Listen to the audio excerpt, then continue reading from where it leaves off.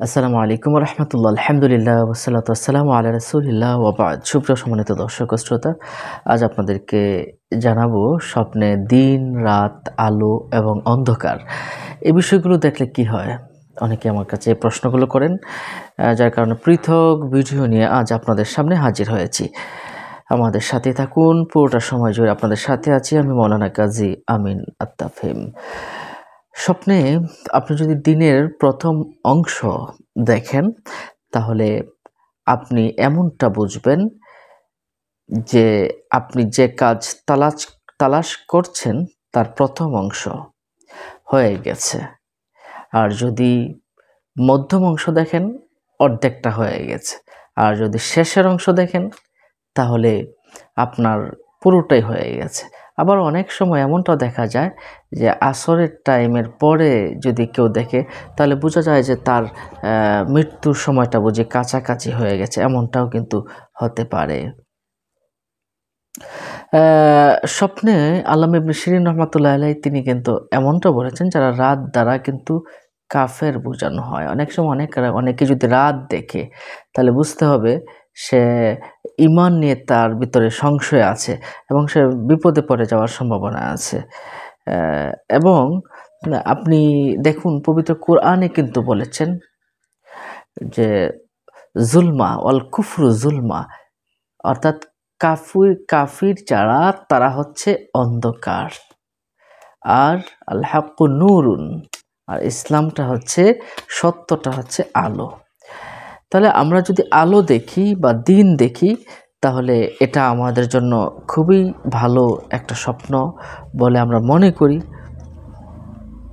মাঝে মাঝে দিন রাত দুটা যদি স্বপ্ন দেখেন, তাহলে দুটি ঝগড়া বা দুটি ক্ষতি হওয়ার সম্ভাবনা আছে এবং কষ্টের একটা ইঙ্গিত আপনার ভিতরে রয়েছে।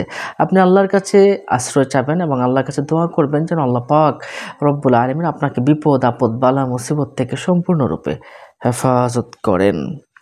কখনো রাত স্বপ্নে দেখার মানে হলো আপনার মূল্য কমে যাবে এবং আপনার ব্যবসায়িক ক্ষতি হওয়ার সম্ভাবনা আছে। ফ্যাক্টরি থাকলে ফ্যাক্টরি বন্ধ হয়ে যাওয়ার সম্ভাবনা আছে, দোকান থাকলে দোকান বন্ধ হয়ে যাওয়ার সম্ভাবনা আছে।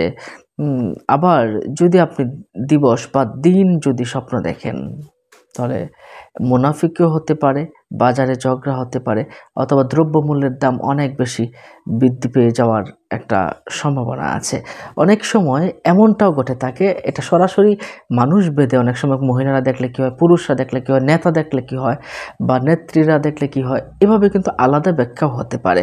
যেমন অনেকেই যদি স্বপ্নে দেখে, যে স্বপ্নে দিন যদি দেখে বা রাতকে যদি স্বপ্নে দেখে, রাত যদি কেউ স্বপ্ন দেখে, তাহলে জেলখানাও হতে পারে, অর্থাৎ সে জেলখানা যাওয়ার সম্ভাবনাও থাকতে পারে। তো স্থান, কাল, পাত্র এবং মানুষ ভেদে কিন্তু অনেক সময় স্বপ্নের ব্যাখ্যাটাও ভিন্নতর হয়ে থাকে। যদি আপনি এমনটা দেখেন যে স্বপ্নে সকাল হয়ে গেছে, এমনটা যদি দেখেন, তাহলে আপনি সুস্থতা লাভ করতে পারেন। আপনি যদি অসুস্থতা থাকেন, তাহলে আপনি পরিপূর্ণ সুস্থ হয়ে যাবেন ইনশাআল্লাহ। কারণ সকাল একটি রহমত এবং বরকতময় একটি সময়, রহমত স্বরূপ রাসূল করিম সাল্লাল্লাহু আলাইহি ওয়াসাল্লাম কিন্তু সকালকে ভালোবাসতেন। সুতরাং এই সকালটা হবে অত্যন্ত কল্যাণকর, মঙ্গলজনক, উত্তম একটি সময়। যদি কেউ দেখে সকালে পানি পান করতে দেখে, তাহলে সে রোগ ব্যাধি থেকে সুস্থ হয়ে যাবে। এবং এবং সে যদি জেলে বসে থেকে যদি কেউ এই স্বপ্নটা দেখে, সে মুক্তি পেয়ে যাবে এবং তার ক্লান্তি দূর হয়ে যাবে, এমনটাই আমরা মনে করি। সম্মানিত দর্শক ও শ্রোতা, এরপরে আমরা আসুন অন্ধকার যে বিষয়টা, এই বিষয়টা একটু জেনে নেই। স্বপ্নে যদি অন্ধকার দেখে, তাহলে বালা মুসিবত, দুঃখ, কষ্ট, নিরাশা, ব্যর্থতার একটি আলামত আমরা রয়েছে, এটা নিদর্শন রয়েছে। এবং অন্ধকার দেখা এটা পরকালের পথভ্রষ্টতার একটা আলামত আছে। সুতরাং অন্ধকার যদি আপনি স্বপ্ন দেখেই ফেলেন, তাহলে কি হবে? অন্ধকার যদি আপনি স্বপ্নে দেখেই ফেলেন, তাহলে আপনার কি হবে?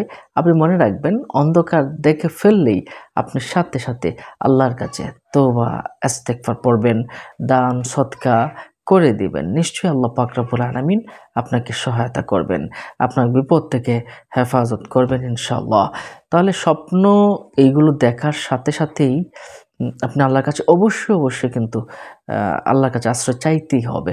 নতুবা আপনার পেরেশানি, আপনার দুঃখ, কষ্ট, এমনকি আপনার ঈমান, আমল চলে যাওয়ার একটা বিশেষ সম্ভাবনা কিন্তু থেকে যায়। যদি আপনি দেখেন স্বপ্নে এমনটা যে অন্ধকার একটা এলাকা বা একটা অঞ্চলকে সম্পূর্ণরূপে ঘিরে ফেলেছে, প্রবল বেগে অন্ধকার এসে পড়েছে, তাহলে ওই এলাকাটা, যে এলাকাটা আপনি অন্ধকারাচ্ছন্ন দেখেছিলেন, সেই এলাকাটায় মহামারী, রোগ ব্যাধি ছড়িয়ে পড়ার সমূহ সম্ভাবনা থাকে। আল্লাহ হেফাজত করুন। আর এমন অন্ধকার যদি দেখেন যে কিছুই দেখা যাচ্ছে না, তাহলে এটা দ্বারা আপনার ব্যর্থতা হতে পারে, আপনার পেরেশানি হতে পারে, আপনার পথভ্রষ্টতার কিছু নিদর্শন থাকতে পারে, পথভ্রষ্ট হয়ে যাওয়ার সম্ভাবনা আছে। সুতরাং আপনি আল্লাহর কাছে বেশি করে দোয়া করুন, আল্লাহ পাক যেন পথভ্রষ্টতা থেকে এবং ব্যর্থতা থেকে যেন আল্লাহ পাক হেফাজত করেন। আর অন্ধকার জুলুম এবং পথভ্রষ্টতার ইশারা দেয়। আপনি দেখছেন যে অন্ধকারের ভিতর হাঁটছেন, তাহলে আপনি জুলুমের শিকার হতে পারেন।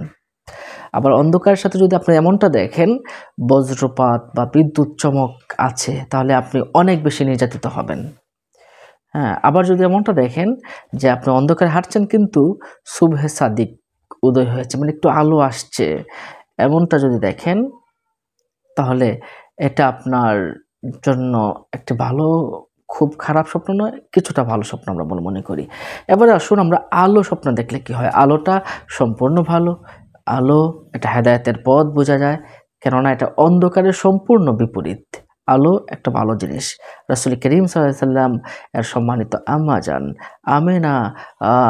আমেনা উনি স্বপ্নে একদিন দেখলেন তার থেকে একটি আলো বের হয়ে পারস্য রাজপ্রাসাদ সমূহকে সম্পূর্ণ আলোকিত করে ফেলল।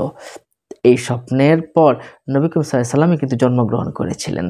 আর ওই পারস্যের রাজপ্রাসাদগুলো রাসূল করিম সাল্লাল্লাহু আলাইহি সাল্লাম যখন আগমন করলেন পৃথিবীতে, ওই প্রাসাদগুলো কিন্তু জ্বলে গিয়েছিল, আগুন নিভে গিয়েছিল, তছনছ হয়ে গিয়েছিল। সুবহানাল্লাহ। সুতরাং আলো একটা ভালো জিনিস। তাহলে আজ আমরা জানলাম স্বপ্নে রাত, দিন, আলো, অন্ধকার এগুলো দেখলে কি হয়। সম্মানিত দর্শক ও শ্রোতা, আপনাদের কোনো প্রশ্ন থাকলে আমাদের কমেন্ট বক্সে আপনারা প্রশ্ন করতে পারেন। ভালো থাকুন, দেখা হবে পরবর্তী ভিডিওতে।